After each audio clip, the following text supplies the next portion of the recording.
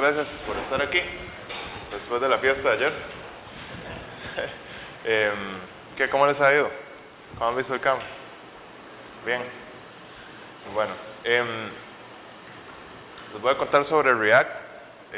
Hoy vamos a hablar de manera muy básica sobre React, ¿verdad? Cómo funciona, qué se puede hacer, las ventajas, las desventajas. Entonces, ¿quién tiene experiencia en JavaScript? Todos. ¿Y qué han hecho? Más o menos. Pues, un poco de todo. De hecho, trabajé un poquillo con el React Native y todo, pero tengo muchos huecos y cosas que no entiendo. Pero ¿qué expliques? vamos a ver. Sí, la charla es un poco básica, pero si después tenés más dudas, pues lo podemos ver. Entonces, todo bien. Esto es más que todo porque hay gente que no sabe nada, entonces vamos a ir súper lento. ¿Quién tiene experiencia? Bueno, ¿quién ha hecho algo de React? ¿O lo han escuchado mencionar por lo menos? ¿O han hecho ya alguna aplicación? Ok. ¿Y ES6 de JavaScript? Ok. Bueno, muy bien. Vamos a empezar. Primero que todo, ¿qué es React? React es una librería de JavaScript creada por Facebook. Básicamente, la idea de React es ocuparse únicamente de la interfaz. ¿Okay? Entonces, eso es como lo primero más importante. React no es un framework, es una librería para la parte de los componentes y la interfaz de usuario. Como dicen, es la V del MVC, ¿verdad? Aunque realmente MVC, pues, ya a veces hay cosas que ya no son MVC, ya son otros patrones, pero en un MVC digamos que es la parte nada más de las vistas, ¿verdad? La parte de visualización. Es útil cuando tenemos una aplicación de una sola página, ¿verdad? Un single page application, y tenemos reactividad en esa aplicación, ¿verdad? De manera que ocurren eventos y estos eventos pues cambian cosas, cambian los datos, surgen modificaciones en la interfaz y necesitamos que estos cambios, estos eventos pues se manejen de la mejor manera, ¿verdad? Que sean eficientes, que si hay un montón de cosas cambiando pues que ofrezca eficiencia, que ofrezca una manera más modular para hacer el código, para actualizarlo, etc. Entonces, básicamente la misión de React es la interfaz de usuario, específicamente cuando hay mucha interacción. Ahora, de las cosas más importantes ya de React como tal es que es una librería que nos orienta a trabajar con componentes. Ahora el término componente es bastante famoso, ¿verdad? ¿Qué es un componente? Imaginemos que esta diapositiva es una página web. Entonces, el título celeste es un componente. La lista es un componente. Y cada uno de los elementos que están dentro son componentes anidados dentro del componente lista.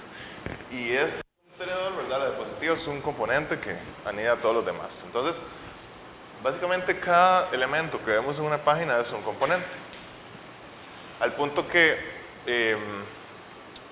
yo he trabajado en proyectos donde incluso, por ejemplo, un campo de texto de un form es un componente también, ¿verdad? Un componente React. Entonces, llega a ser bastante granular la manera en que dividimos una estructura visual de una aplicación, ¿verdad? Una interfaz en componentes. Luego, la otra característica importante, utiliza Virtual DOM. Virtual DOM es una representación a nivel de memoria del DOM. Recordemos que el DOM es el Document Object Model, ¿verdad? de HTML, pero resulta que esta implementación de datos es muy ineficiente. Entonces, al punto que antes, cuando se necesitaban hacer, por ejemplo, cambios en el DOM, ¿verdad? Modificaciones directamente en el DOM, llámese, por ejemplo, algún cambio con jQuery, ¿verdad? Que algo aparece, desaparece, o algún llamado asíncrono que nos trae datos y nos vuelve a pintar la interfaz, podía tornarse bastante ineficiente porque realmente, o sea, por debajo, la lógica, lo que hace es que agarra el DOM y lo reemplaza por el DOM actualizado, ¿verdad? Y esto es muy ineficiente. En React, lo que hacemos es que tenemos una representación del DOM, ¿verdad? En un objeto JavaScript, y los cambios se realizan primero ahí. Entonces, cada vez que hay un cambio, se hace una comparación de los dos, del virtual DOM de React y el DOM real, y nada más se actualizan las partes que cambiaron. Entonces no tiene que actualizar todo, sino que actualiza solo esos cambios, ¿verdad? Esas diferencias. Eso lo hace mucho más eficiente. Utiliza programación declarativa, que ahora vamos a ver pues, un pequeño ejemplo. Esto hace que pues, la lectura del código y la escritura del código sean más entendibles, ¿verdad? Que el código es mucho más legible. Recordemos que una de las características de los frameworks modernos para interfaces de usuario, pues ahora nos obligan a hacer más código, ¿verdad? Ahora hay mucho más código en las aplicaciones. Eso es, pues es una desventaja, es un costo a pagar por el montón de beneficios que nos traen, pero es una realidad. Si no tenemos un código bien estandarizado, bien legible, es un grave problema, ¿verdad? Que de hecho, si nos remontamos un poco a la historia de esto, ¿verdad? ¿De dónde vienen las librerías? ¿De dónde vienen este tipo de cosas?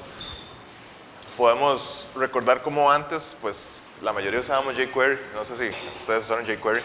Yo uso un montón de jQuery, sobre todo en Drupal, ¿verdad? Que viene incluido. Y en otras aplicaciones. Y la tendencia era que si no éramos ordenados, si no poníamos una estructura, se nos hacía un maraña de código espagueti, ¿verdad? Por toda la aplicación, y ya darle mantenimiento era un caos. Y a raíz de esto aparecieron librerías como Backbone, por ejemplo, como Ember, como Angular, y después el performance y los bugs empezaron a ser un problema. Ya el código era estructurado, pero ya a nivel de performance y de debugging era bastante problemático. Entonces empezaron a surgir soluciones como React, ¿verdad? La otra característica muy importante es que utiliza JSX, que ahora lo vamos a ver a fondo en el demo, pero básicamente JSX es HTML dentro de JavaScript, ¿verdad? Que para muchos es muy feo, ¿verdad? Porque es una mezcla de sintaxis. Entonces, una de las críticas que se le hace a React es que mezcla sintaxis HTML con JavaScript. Que la defensa que ellos dan, ¿verdad? El equipo de React da, es que se le agrega todo el potencial de JavaScript al HTML. Ya no es un template, ¿verdad? Con ciertos controles de lógica como iteradores o condicionales y ya, ¿verdad? Sino que ya puedes hacerlo, el HTML lo puedes mover para arriba y para abajo, guardarlo en variables, hacer un montón de cosas gracias a JavaScript. Y lo que ellos dicen es que con esto se logra una separación de dependencias, una separación de responsabilidades a nivel lógico, a nivel de los componentes. O sea, que cada componente es responsable de sí mismo y tiene toda su lógica ahí dentro, ¿verdad? Y manejar esa lógica es más sencillo si usamos JSX, ¿verdad? Entonces esa es como la defensa. Y la crítica es pues que al principio es una mezcla muy extraña, ya después uno se acostumbra y ya lo puede utilizar fácilmente. La otra es que funciona unilateralmente. Eso lo vamos a ver un poquito más adelante.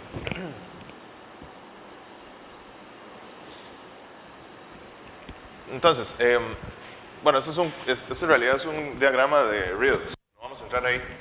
Pero la idea básicamente es que si yo tengo un componente, dentro de mi componente yo tengo un estado. Entonces, el estado del componente es un objeto que va a tener los datos de ese componente. Imagínense que, por ejemplo, si mi componente es el título de arriba, el estado va a tener ese string de texto, ¿verdad? Ahí. Entonces, el estado va a ser mi string de texto. La filosofía o la idea de React es que estos estados solo se cambian por medio de acciones. Entonces, yo realizo una acción, el estado cambia a una nueva versión. ¿ok? No es como, por ejemplo, antes con Angular, que había cambios bidireccionales. O sea, que si yo cambiaba algo en la interfaz, cambiaba en el modelo de datos. Y viceversa, si yo cambiaba algo en el modelo de datos, cambiaba en la interfaz. Ahora es solo hacia una vía. O sea, yo solo puedo ejecutar acciones y puedo mandar, actualizar el estado. Y el estado realmente es inmutable. O sea, que realmente no se actualiza, o sea, no se cambia en sí mismo, sino que es una nueva versión. Eso lo vamos a ver ahora también en el ejemplo. Pero la idea que quiero que tengan en mente es que ya no hay esa bidireccionalidad, sino que es solamente en un sentido.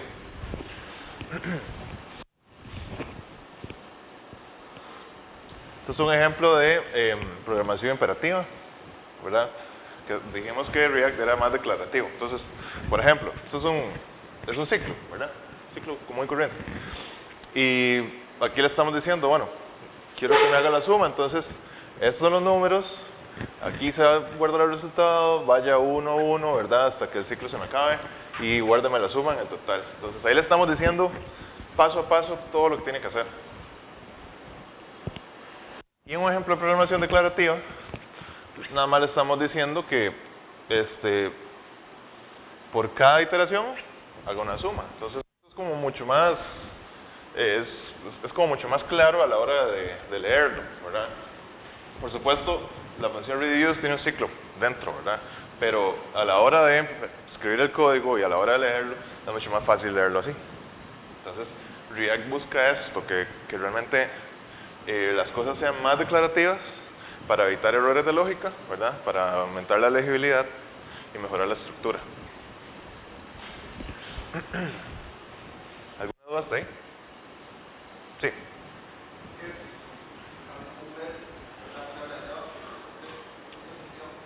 ¿En dónde, perdón?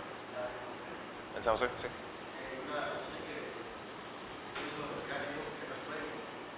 Sí, realmente no, realmente es una librería. Porque un framework tiene un montón de cosas. Por ejemplo, Angular. Angular tiene ya el enrutador, ¿verdad? Tiene la librería para llamados asíncronos. Tiene el manejo de promesas por medio de observables con RxJS, que es otra librería. Tiene, bueno, los templates, tiene tiene un montón de cosas. Entonces, como es un gran paquete con un montón de cosas, eso sí es un framework. En el caso de React, vendría a ser nada más como la parte de los templates de Angular, ¿verdad? Entonces, por eso React es una librería. Si usted quisiera hacer React y tener todo lo que tiene Angular, tendrías que instalar un enrutador por aparte, un manejador de llamados asíncronos por aparte y así, ir armando como un Frankenstein, que eso, ahorita vamos a eso también. Bueno, las ventajas de la programación declarativa. Reducimos los efectos colaterales, o sea que, por ejemplo, si en un ciclo utilizamos una variable que está declarada por fuera, pues la vamos a modificar y eso puede ocasionar efectos en otras partes del código, ¿verdad? Donde lo utilizamos. Y eso no debería suceder, a menos que lo necesitemos. Minimiza la mutabilidad, que es el cambio digamos, de variables, por ejemplo, de datos dentro de la aplicación que no queremos. Y, como les decía, mejora la legibilidad del código. Ahora, volviendo a React, ¿qué ventajas tenemos? Bueno, por lo que hablamos ya del DOM virtual, es bastante eficiente. Es compatible con otras librerías de JavaScript, o sea que React nos permite agregar otras partes del ecosistema de JavaScript, ¿verdad? Otros paquetes de NPM y utilizarlo en nuestras aplicaciones de acuerdo a lo que necesitemos. La sintaxis es fácil de comprender hasta cierto punto, ya cuando la entendemos ya es bastante sencillo y es fácil de extender y mantener, en el sentido de que como nuestro código está muy modularizado, podemos hacer reutilización del código, podemos darle mantenimiento muy fácilmente porque tenemos todos los componentes de la interfaz por separado, ¿verdad? Entonces eso hace que sea más fácil de mantener, ¿verdad? Al tener todo por separado y de responsabilidad dividida, entonces el código es mucho más sencillo de mantener. Y bueno, es multiplataforma, como decía el compañero que estaba haciendo ahí React Native. React nos sirve para la web, para aplicaciones móviles, aplicaciones de escritorio, ¿verdad? Podemos usarlo en muchas plataformas diferentes. Entonces, esto es una gran ventaja porque, como dice en la filosofía de React Native, aprenda una vez y siga utilizándolo, ¿verdad? Entonces, aprendemos React y ese conocimiento nos va a servir para muchos contextos. Entonces, eso como programadores o como equipo de desarrollo es muy versátil porque podemos aplicar el conocimiento de un equipo de desarrollo web a una aplicación móvil. Por supuesto, hay una curva de aprendizaje con respecto al desarrollo móvil, ¿verdad? Y a cómo es la usabilidad, y a cómo son los componentes ya en móvil, ¿verdad? Pero la esencia de React se mantiene, la esencia de los componentes, la esencia de cómo escribo el código de JSX, todo eso se va a mantener ahí. Entonces, podemos hacer que un equipo de desarrollo o ustedes como desarrolladores sean muy versátiles, ¿verdad? Y esto ha hecho que React sea muy popular, ¿verdad? Bueno, otra ventaja también que no está escrita aquí es que React lo hizo Facebook. Entonces, cuando tenemos una compañía enorme detrás de la librería, eso le da mucha visibilidad, le da un excelente mantenimiento porque el equipo de React de Facebook son un montón de superhéroes, ¿verdad? El código, unos rockstars todos. Entonces siempre hay buen mantenimiento, hay mucha documentación, o sea, hay muchos tutoriales, videos, cursos, gente que sabe. Entonces, esto hace dos cosas. Primero, que sea más fácil aprender y segundo, que haya más proyectos. Entonces, para nosotros es bueno si sabemos React porque lo podemos monetizar fácilmente, ¿verdad? Podemos vender servicios porque hay mucha demanda y ya esto pues genera, por así decirlo, una marca bien posicionada y esto hace que sea bastante popular entre desarrolladores y proyectos, ¿verdad? Empresas. Ahora, desventajas de React. La primera que yo le veo es el efecto Frankenstein, porque, como le decía el compañero, tenemos que armar todo desde cero. O sea, tenemos React como librería, pero incluso para echar a andar una aplicación, tenemos que buscar o configurar pues un transpilador primero, ¿verdad? Para que nos convierta el código JSX a código JavaScript que el navegador pueda entender, suponiendo que estamos trabajando en el navegador. Necesitamos también pues todas las cosas de enrutamiento, necesitamos un montón de cosas que una aplicación va a necesitar. O sea, solo con React podemos hacer componentes, pero para el resto de cosas de una aplicación más compleja vamos a necesitar otras librerías. Entonces, al final va a quedar una solución bastante poco opinionada y eso en ciertos casos es bueno cuando necesitamos que nuestra aplicación tenga ciertas características o queremos, por ejemplo, usar una librería de llamados asíncronos que nos encanta, que es buenísima, ¿verdad? Que nos parece súper bien. Entonces la incluimos. Eso es muy bueno para poder personalizar ese punto. Pero, por ejemplo, si llega un cliente super enterprise, una compañía muy grande, ¿verdad? Va a querer ver estándares, va a querer ver ya cosas como recetas, como que sea siempre lo mismo. Entonces ahí React tal vez, digamos que una empresa muy grande o con muchos estándares o con procesos muy marcados va a preferir tal vez Angular, que es como más opinionado, ¿verdad? Que es más tieso para tomar decisiones, pero ya la receta está ahí. Entonces depende, ¿verdad? Depende de lo que se necesite. Yo siempre digo que no hay que casarse con ninguna tecnología, no hay que identificarse, o sea, no hay que hacerse fan, ¿verdad? Porque es como que a mí me gusta mucho serruchar y solo porque me gusta serruchar voy a clavar con el serrucho y hacer instalaciones eléctricas con el serrucho, no, depende, la herramienta depende del problema.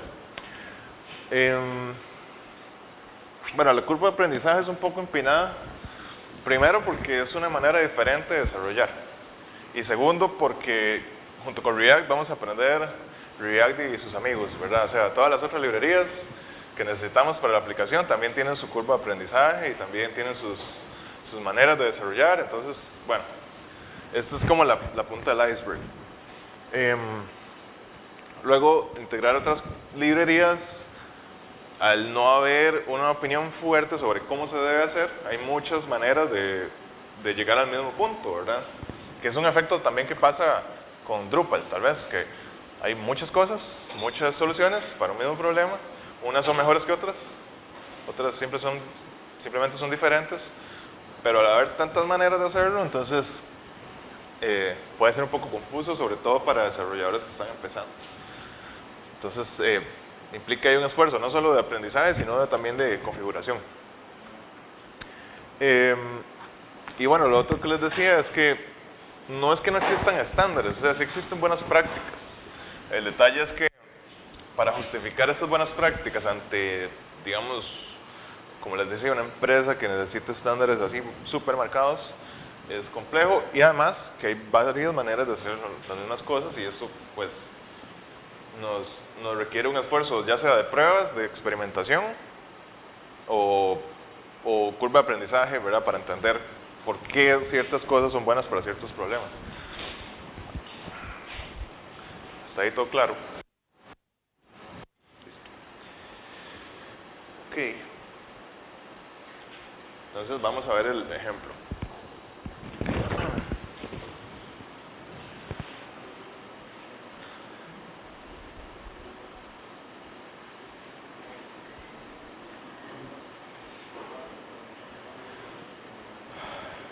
La aplicación que vamos a hacer es, o bueno, la que tengo aquí hecha, porque claramente no nos da tiempo de programar todo en la charla. Es un contador muy sencillo. Imagínense esto como si fuera un carrito de compras, ¿verdad? Yo tengo ítems y puedo pedir 2, puedo pedir 3, puedo pedir los que quiera, puedo eliminarlos. Entonces vamos a ver cómo cada uno de estos elementos, cómo este elemento es un componente, cómo la lista es un componente y cómo interactúan los datos dentro de la aplicación.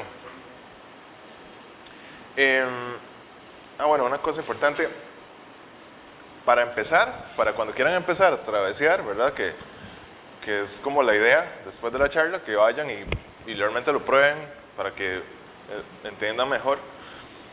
Yo recomiendo utilizar esta librería, o más bien este paquete, por así decirlo, que se llama Create React App.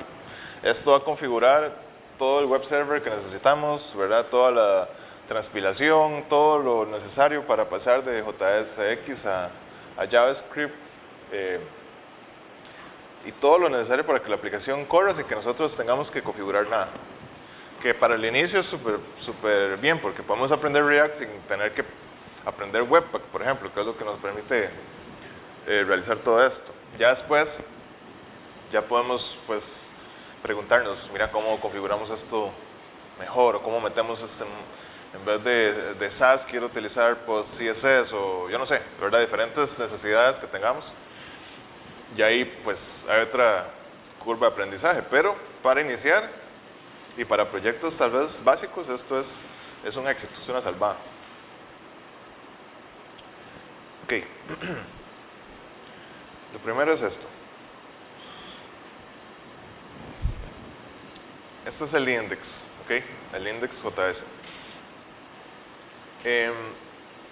Lo primero que vamos a tener es pues la librería React, por supuesto, y también React DOM. Entonces, bueno, una de mis preguntas al principio era ¿por qué tengo React y por qué React DOM? No debería estar todo junto. Y es porque React puede existir fuera del navegador, ¿verdad? Por ejemplo, en una aplicación móvil no hay un DOM, entonces es diferente, ¿verdad? Bueno, tenemos un archivo stateless, eso no es importante. Estamos incluyendo app, que es el componente que viene por defecto. Y que básicamente lo que le vamos a decir es agarre este componente y póngalo dentro del elemento root. Entonces, si vemos el HTML, tenemos un HTML ahí normal, ¿verdad? Sin nada diferente. Y tenemos un div con el ID root. Entonces, en ese div es donde React va a renderizar la aplicación. Entonces, de HTML bueno, esto ya viene listo con Create React App, pero en el HTML, pues lo único que vamos a tener es ese div y ahí es donde va a suceder todo, ¿verdad? Solo una página. Ahora, quizás para un proyecto ustedes se preguntarán, ¿qué pasa si yo tengo un website, verdad? ¿Y qué pasa con el SEO y el posicionamiento? Porque aquí, así como nosotros vemos este div nada más, Google solo va a ver un div también, no va a ver el contenido. Entonces, para eso hay otras maneras de renderizar la página React antes en el servidor y enviar un request con todas las cosas ya renderizadas. Pero digamos que una aplicación pues, normal, que no necesite posicionamiento o no necesite una renderización previa, lo único que vamos a tener es esto. Y el resto pues se va a levantar cuando la aplicación carga. Ok, estamos aquí. Ahora, tenemos básicamente esta clase. Para crear un componente, lo primero que vamos a hacer es volver a importar React y volver a utilizar el componente. Ahora, ¿por qué estamos importando React si aquí en ninguna parte del código está? Porque a la hora de transpilar, JavaScript va a utilizar este objeto para renderizar los elementos, ¿verdad? Aquí no se ve porque aquí estamos escribiendo JCX, pero cuando este JCX se convierte a JavaScript normal, entonces ahí sí aparece este objeto React, ¿verdad? Entonces por eso hay que incluirlo, siempre. Básicamente un componente es una clase que extiende de la implementación del componente de React, ¿verdad? Un componente básico lo que tiene es una función render que va a retornar un JCX. El JCX, como les decía, es un poco de HTML ahí puesto en el JavaScript. En pocas palabras, simples palabras. Tiene algunas diferencias muy mínimas, como por ejemplo, algunas palabras reservadas no las podemos utilizar tal cual, porque por ejemplo, class, si ponemos solo class, que es la class de CSS, se puede confundir con el class de JavaScript, ¿verdad? Entonces, en React ponemos class name. Hay un par más que son así, pero son como 3, o sea, no hay mayor diferencia. Y básicamente, pues escribimos el HTML, tomando en cuenta que tenemos que abrir y cerrar con un elemento. Y dentro de los elementos, como HTML normal, podemos anidar cosas. Entre esas cosas que podemos anidar son otros componentes, como counter list. ¿Okay? Entonces, este counter list es esta lista que tenemos aquí. Entonces, si ven bien, esta es la cabecera que yo tengo aquí, ¿verdad? Y debajo de la cabecera tengo la lista. Entonces, debajo de este componente tengo este otro. ¿Okay? Pero el otro HTML, pues aquí está, nada más que no se ve. Quiere decir que todo esto que está aquí está dentro del div. De hecho, vamos a ver si podemos ver aquí.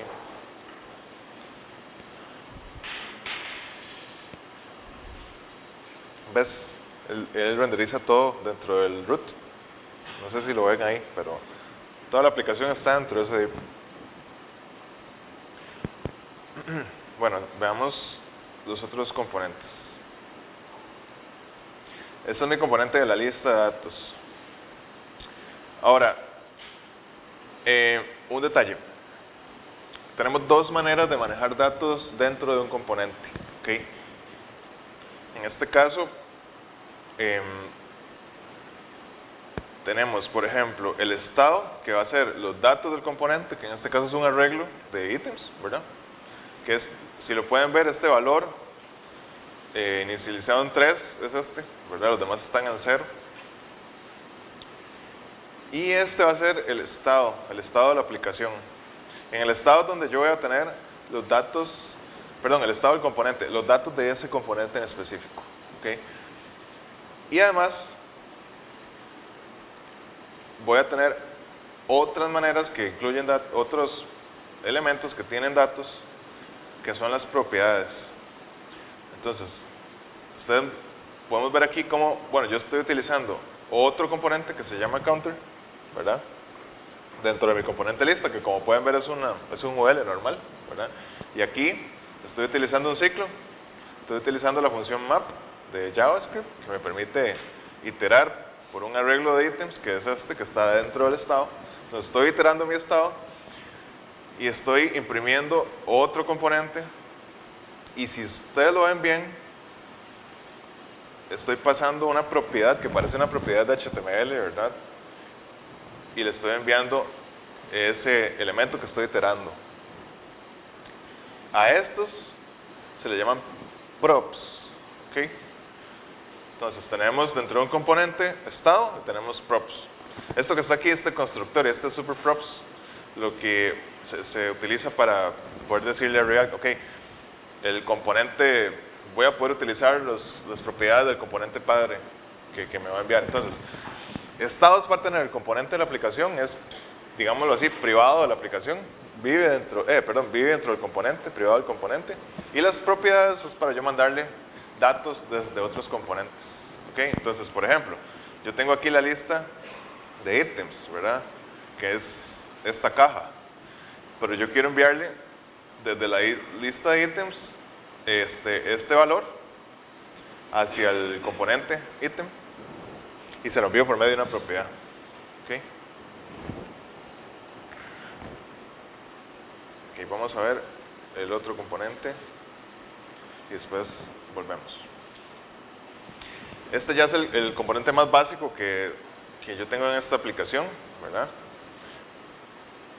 Le estoy diciendo aquí que su estado va a ser el ítem que viene por la propiedad, ¿verdad? Se va a hacer el estado de este ítem.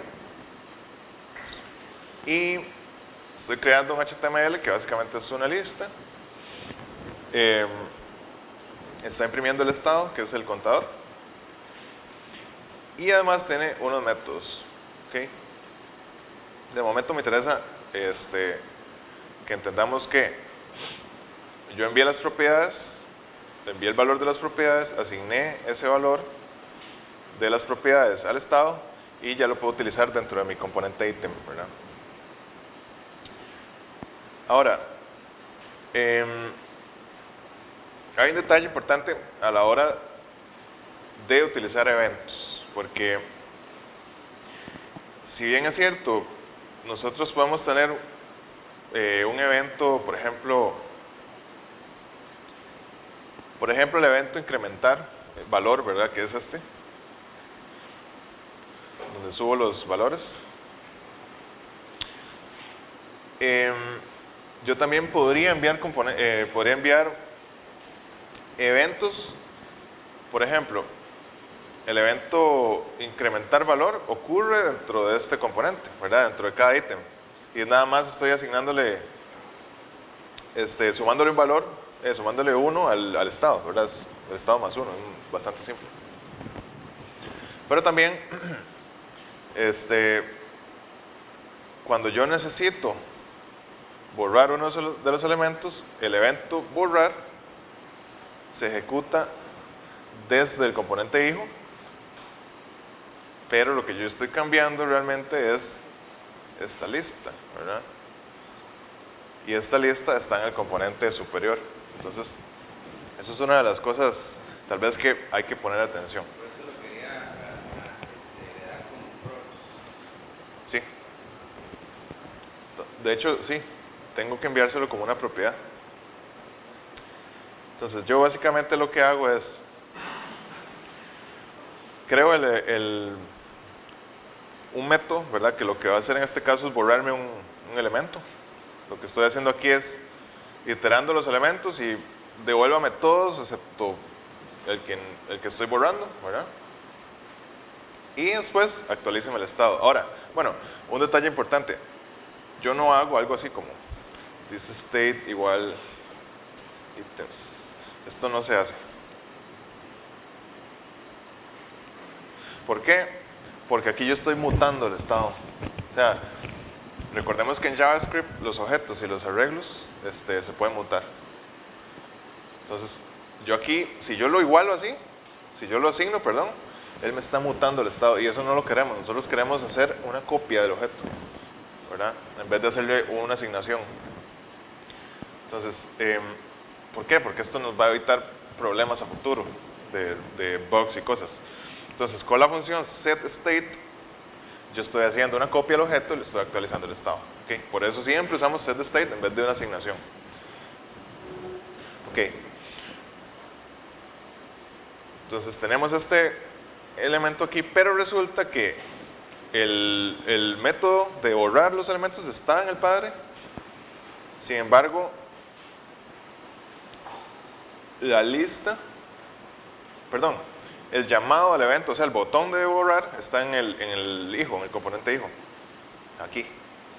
Entonces, yo lo que voy a hacer es mandarle por propiedades el evento, y cuando yo hago clic aquí, él básicamente va a usar la referencia que viene por propiedad del evento que está en el padre y va a borrar el estado. O sea, no estamos contradiciendo la responsabilidad de que cada componente se encarga de su estado, sino que le estamos diciendo al componente hijo, componente, aquí va este evento para que borre los estados, y él nada más lo utiliza y ya.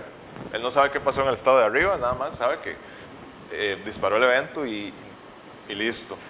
Entonces, esa es la manera en que yo puedo asignar eventos de datos que están dentro de un componente superior a un componente anidado. ¿Okay? Vamos a ver. ¿Preguntas hasta aquí?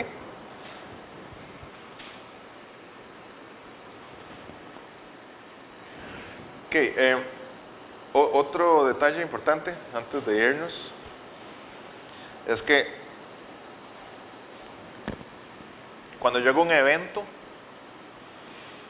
si yo quiero utilizar this, entonces yo tengo que decirle dentro de la clase, dentro del constructor, el evento delete va a utilizar mi clase, mi objeto. Si yo no hago esto, va a dar un errorcillo ahí, porque él va a utilizar el this del método. O sea, va a creer que this es este método. Entonces yo tengo dos opciones. O creo que una función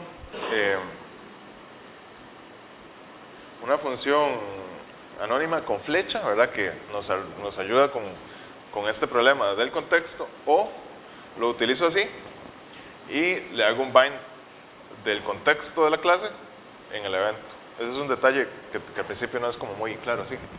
Con el error function sí, no es necesario enlazarlo. Porque cuando usted usa error function, el this ya no es el contexto de la función, sino de la clase.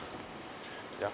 Sin embargo, bueno, el equipo de Facebook dice que ellos siempre lo usan así, porque realmente esta es la manera que ya existía y el error function, digamos que es más moderna, es como más experimental.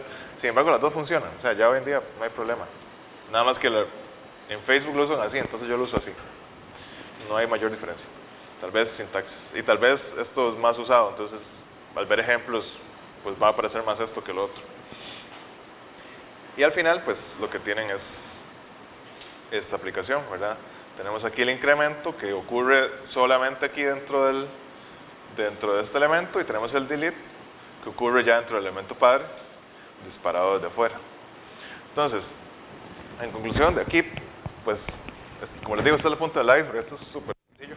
De ahí, cuando ya son muchos más componentes, tenemos, pues, que la data está en todo lado, ¿verdad? Ahí se complica la cosa. Ahí es donde usamos Redux, porque Redux es básicamente como por así decirlo, un almacén de todos los datos, y todos los componentes se pegan ahí y lo pueden utilizar, ¿verdad?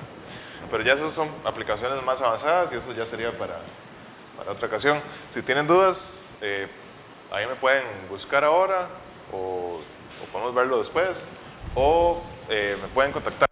Creo que por aquí tengo mi contacto. No tengo mi contacto, pero bueno, me buscan en cualquier lado así. En todas las redes sociales, así, nada más me agregan y ahí hablamos, sí. ¿Como para cuándo recomiendas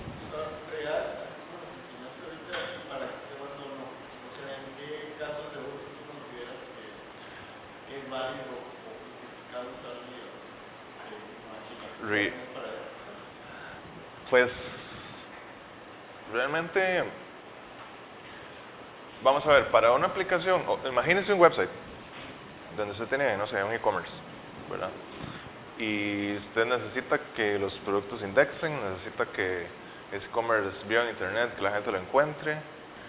Con React tal vez puede hacer server-side rendering, o sea, renderizarlo antes, pero ya eso le añade una carga de procesamiento extra y ya es más complejo. Entonces yo en ese caso, o para un website informativo, por ejemplo, que sí tiene funcionalidad, pero no mucha, yo usaría, por ejemplo, Drupal o WordPress. Ahora, puedes usar componentes de React dentro de ese website, ¿verdad? En ciertas partes del website, pero hacer todo el website con React ya ahí no tiene mucho sentido porque no nos aporta mucho realmente, ¿verdad? O un sitio, imagínate como Facebook, que tiene un montón de funcionalidades, pues ahí sí, ¿verdad? ¿Más preguntas? Estamos. Bueno, chicos, muchas gracias. Ahí cualquier cosa me buscan y conversamos. Pura vida.